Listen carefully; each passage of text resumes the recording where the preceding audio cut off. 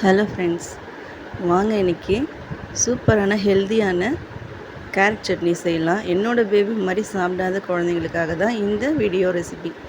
சரி, எப்படி செய்யுதுன்னு பார்த்துருவோம்.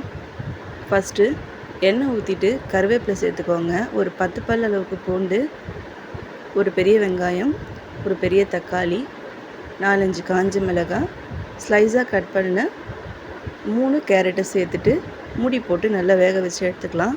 இது ஒரு மிக்சர் ஜாரில் சேர்த்துக்கோங்க. இது கூடவே புளி, உப்பு சேர்த்துருங்க. இதை கொரன்னு அரைச்சி எடுத்துக்கலாம். ரொம்ப நைஸாக அரைக்க வேண்டாம், இதோட டேஸ்ட் மாறிடும். ஸோ கொரன்னு அரைச்சி எடுத்துக்கோங்க. இதுக்கு ஆஸ் யூஷுவலாக தாளிப்பு எண்ணெய், கடுகு, கருவேப்பிலை சேர்த்து தாளித்து கொட்டினா சூப்பரான கேரட் சட்னி வந்து ரெடி ஆகிடுச்சு. உங்கள் கிட்ஸு சாப்பிட்ல அப்படின்னா இந்த மாதிரி ட்ரை பண்ணி கொடுங்க, கண்டிப்பாக சாப்பிட்டுக்குவாங்க. தேங்க்யூ.